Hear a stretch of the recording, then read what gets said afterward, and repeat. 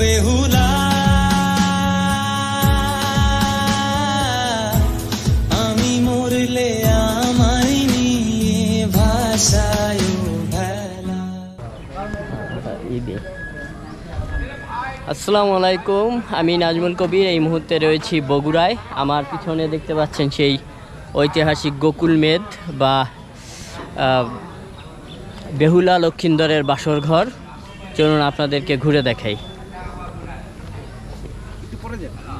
এই হচ্ছে 30 টাকা করে টিকিট, আর সার্কভুক্ত বিদেশিদের জন্য হলো 490 টাকা, আর ছাত্রদের জন্য 10 টাকা, বাংলাদেশিদের জন্য 30 টাকা।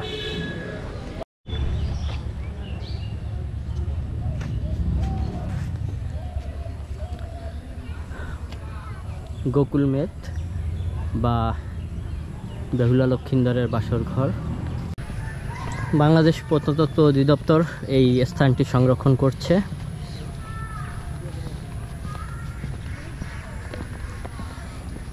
চমৎকার একটি স্থাপনা। এখানে বিস্তারিত লেখা আছে।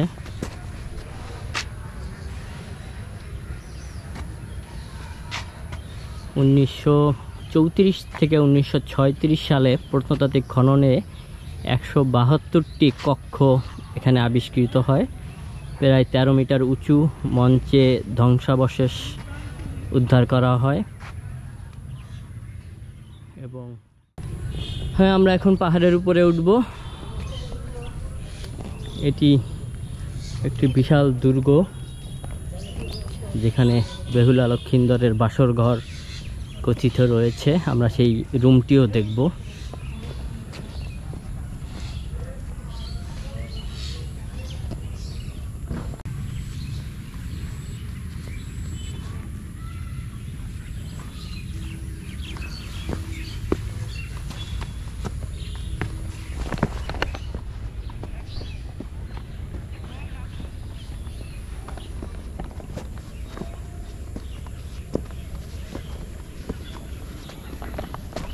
এই হচ্ছে সিঁড়ি উপরে ওঠার, ছোট্ট সিঁড়ি।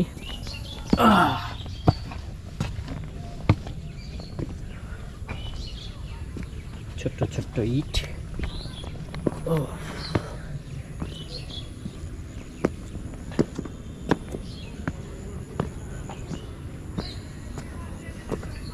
বেশ উঁচুতে অবস্থিত।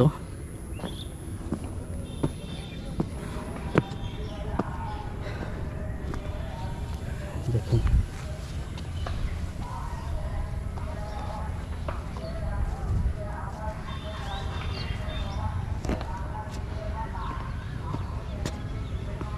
এই পুরো ভবনের উপরে ছিল বেহুলা লক্ষিন্দরের বাসর ঘর, এবং আমরা যে রুমটি এখন আপনাদের দেখাবো সেটি ছিল বেহুলা লক্ষিন্দরের বাসর ঘর।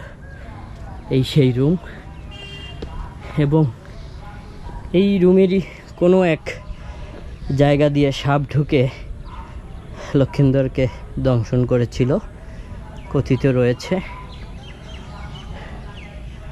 এবং এখানে যারা আসে অনেকেই তাদের নাম দেওয়ালে লিখে রেখেছে, দেখতে পাচ্ছি।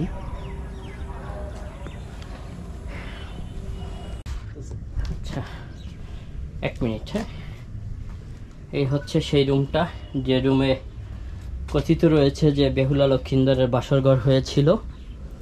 এখানে একটা কূপের মতো আছে, চারদিক দিয়ে লোহার বেড়া ছিল। এই বেড়ারই কোনো এক ফাঁক ফোকর দিয়ে সাপ ঢুকে দংশন করেছিল লক্ষিন্দরকে। আপনারা দেখতে পাচ্ছেন সেই স্মৃতি বিজড়িত স্থানটি। আজ সকালে বৃষ্টি হয়েছে, তাই চারপাশটা অনেক পরিষ্কার, গাছপালাগুলো অনেক সতেজ। এবং যেহেতু আমরা অনেক সকালে এসেছি, তাই পর্যটকদের ভিড়ও অনেক কম। আমরা এবার সামনে দিয়ে নামবো, নিচে নামবো, দেখি কোথা দিয়ে নামা যায়।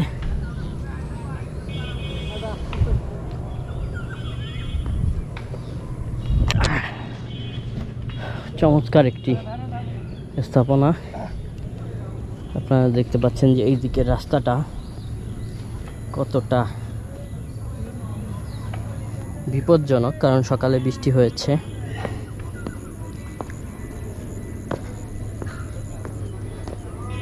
আমরা একটি পাথর দেখতে পাচ্ছি।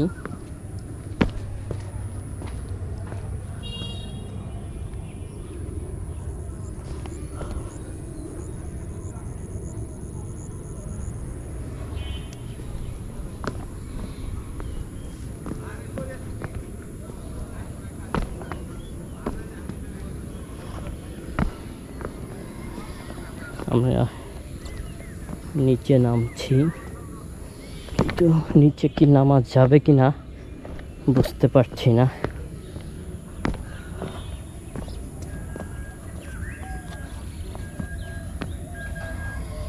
অত্যন্ত বিপজ্জনক সিঁড়ি।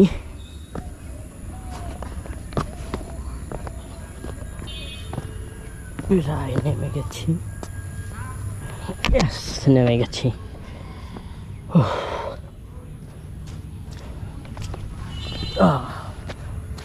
এই হচ্ছে সেই গোকুল মেদ।